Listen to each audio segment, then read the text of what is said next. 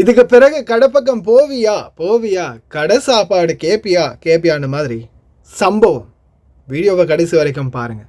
அஸ்ஸலாமு அலைக்கும் அன்பார்ந்த அனைத்து உறவுகளுக்கும் இனிய மதிய வணக்கம். இன்றைக்கி வெள்ளிக்கிழமை. நிறைய பேர் ஃப்ரெண்ட்ஸோட லீவுக்கு வெளியே போயிருப்பீங்க. சில வேளை நீங்களும் கடைக்கு, ஹோட்டலுக்கு, ரெஸ்டாரண்ட்டில் ஏதாவது ஒன்றில் சாப்பிட்றதுக்காக போய் உட்காரலாம். நான், மாமா, எங்களுடைய வீட்டு பணிப்பெண்கள் எல்லாரும் போய் சாப்பிட்றதுக்கு உட்கார்ந்த மாதிரி. ஆனால் சில நேரங்களில் நீங்கள் எதிர்பார்த்ததை விட பெரிய ட்விஸ்ட் உங்களுக்கு காத்திருக்கும். எங்களுக்கும் இதே மாதிரி ஒரு சம்பவம் நடந்துச்சு. தயவு செய்து இந்த வீடியோவை லீவில் போகிறவங்க ஃபுல்லாக பாருங்கள். அதே மாதிரி சமையல் பண்ணி வீட்டில் பண்ணின அட்டகாசத்தையும் வீடியோவில் பாருங்கள். ரெஸ்டாரண்ட்டுக்கு போயாச்சு. இந்த சம்பவம் நோன்பு பெருநாளைக்கு அடுத்த நாள் நடந்த சம்பவம். ஓகேயா? நல்லா கேட்டுக்கோங்க.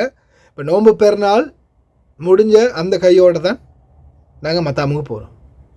ஆனால் உங்களுக்கு நான் ஆல்ரெடியே சொல்லியிருப்பேன், எங்களுடைய மாமா பாபாக்குரிய சம்பளம் 10ஆம் தேதி தான் கிடைக்கும்னு. ஆனால் அதுக்கு முன்னாடியே நாங்கள் நோன்பு பெருநாளைக்காக வெளியில் போயிட்டோம். லிமிட் தான் காசு. மாமாக்கிட்டையாக இருக்கட்டும் அல்லது எங்களுக்கிட்டையாக இருக்கட்டும், லிமிட்டில் தான் காசு இருக்குது. பெரிய அளவில் காசு எதுவும் இல்லை. மெரினா மால் பக்கம் போயாச்சு.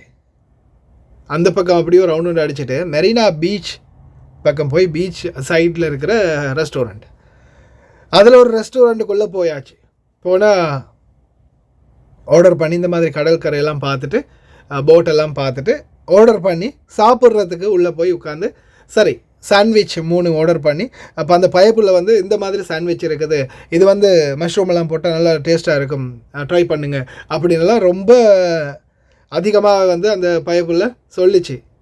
நானும் ஓகே அப்படின்னு. மாமாவும் சில உணவுகளை ஆர்டர் பண்ணாங்க. ஃப்ரை, அதுவும் ஆனியன் ஃப்ரையும் ஃப்ரெஞ்ச் ஃப்ரையும், 4 ஸ்ப்ரைட், ஆளுக்கு ஒரு கிளாஸ் ஸ்ப்ரைட்.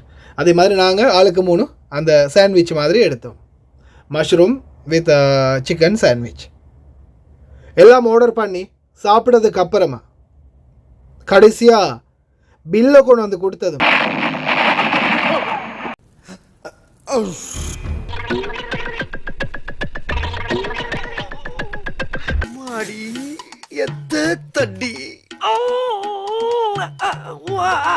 இப்படித்தான் எங்களுக்கு இருந்துச்சு. கடைசியில் கொயிட்டி மாமாவோட போய் ஆளுக்கு இருந்ததெல்லாம் பொறுக்கி சேர்த்து பில்லை கட்டிட்டு வெளியே வந்தபோது ஒரு அசிங்கம் இருந்துச்சு. ரொம்ப நிஷியாக இருந்துச்சு. நல்லா பாருங்கள். 17 தினார் 900 ஃபீல்ஸ், 3 சம்முன், ஒரு ஃப்ரெஞ்ச் ஃப்ரை, ஒரு ஒனியன் ரிங் ஃப்ரை, 4 ஸ்ப்ரைட்.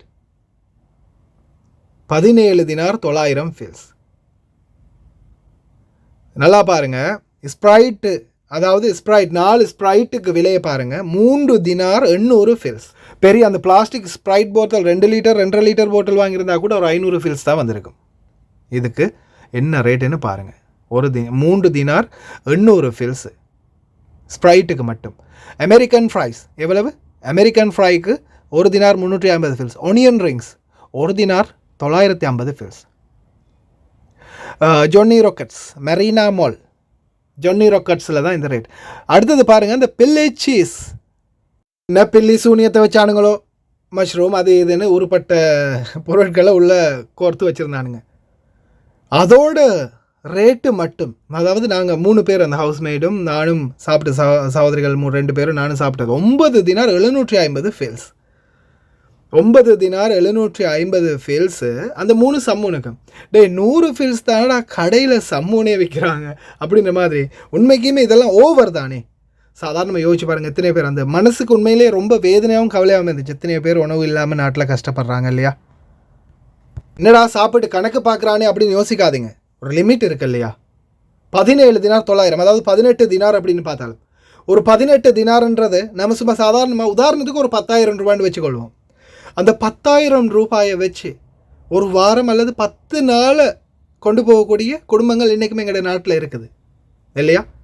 அப்படி இருக்கும்போது இந்த மாதிரி இவ்வளவுன்னா ரொம்ப ஓவர் தானே, ரொம்ப ஓவர். கடைகளில் சாப்பிட போகும்போது தயவு செய்து இந்த விடயங்களில் ஞாபகம் இருக்கட்டும். எந்த ஒரு உணவாக இருந்தாலும் விலையை கேளுங்க, பயப்படாமல் தைரியமாக கேளுங்க. வெக்கம் மானடா மானம் கையோட்டி வாந்திடுறான் அப்படின்ற மாதிரி கேளுங்க. இதே விலையை கேட்டுட்டு பொருட்களை வாங்குறது நல்ல, எதாக இருந்தாலும் சரி. நான் கடைசியில் எங்களை மாதிரி நீங்களும் பாதிக்கப்படக்கூடாதுன்றதுக்காக சொல்கிறேன். அதே மாதிரி அல்லாஹ் என்னுடைய பாபாவுக்கு இன்னும் பரக்கத்தை அதிகரிச்சு கொடுக்கணும், அவருக்கும் நீண்ட ஆயுளை கொடுக்கணும். உண்மையிலே வீட்டில் என்ன தேவையோ பல வகைகள் காய்கறிகள், இறைச்சி, கோழி, மீன், இறால், முட்டை என்ன வேணுமோ எல்லா வகையான உணவுகளையும் வாங்கி போடுவார். நேரத்தில் எத்தனை வீடியோக்களை நான் காட்டியிருப்பேன்னு நினைக்கிறேன். அதே மாதிரி சாப்பாடு விஷயத்துல எல்லாம் இப்போ நோன்பு டைம்லலாம் நோன்பு திறக்கிறதுக்கு வீட்டில் இருந்தால் நிறைய தடவை வீட்டில் கிடைக்கிறதில்ல ஓட்டம் கூட. சில டைமில் வீட்டில் இருக்கும்போது அரேஞ்ச் பண்ண நல்ல சாப்பாடு மாஷால்லான்னு நல்லபடியாக நோன்பு திறக்கிறதுக்கு ஒரு ஏற்பாடு பக்காவாக ரெடியாக இருக்கும். அதே மாதிரி தான் உணவு வகைகள் வீட்டில் என்ன வேணுமோ, இப்போ சாதாரணமாக நம்ம நாட்டில் வீட்டில் இருக்கும்போது என்ன சாப்பிடுவோமோ அந்த மாதிரி நம்மளுக்கு தேவையான ட்ரெடிஷ்னலான சாப்பாடு என்ன வேணுமோ சமைச்சு சாப்பிட்லாம். அதுக்குரிய நேற்று நான் சொல்லியிருப்பேன்னு நினைக்கிறேன், என்னுடைய யூடியூப் சம்மந்தமான அந்த ஏஜென்சி சம்மந்தமான ஒரு வீடியோ போடும்போது சாப்பாடு விஷயத்தை பற்றி 2 வருஷம் கஷ்டப்பட்டதுக்கு கிடைச்ச பிரதிபலன் தான் இந்த மாதிரி சலுகைகள். அதே மாதிரி கடைகளில் உணவுகள் சாப்பிட போகிறீங்களா தான் நிச்சயமாக வெக்கப்படாமல் எவ்வளவு விலை என்ன மாதிரி ரேட்டுன்றதை பார்த்து சாப்பிடுங்க. ஏன்னா நம்ம சில நேரங்களில் ஒரு 10 பேர் சாப்பாடு ஒரே ஆளாக சாப்பிட்ற மாதிரி அந்த நேரம் போகும். அந்த மாதிரி ரேட்டு கொடுத்து சாப்பிடணுன்ற அவசியம் இல்லைல்ல, ஏன் அந்த மாதிரி கொடுக்கணும், இல்லாத எத்தனையோ பேருக்கு கொடுக்கலாம். இந்த வீடியோ ஃபுல்லாக பாருங்கள்.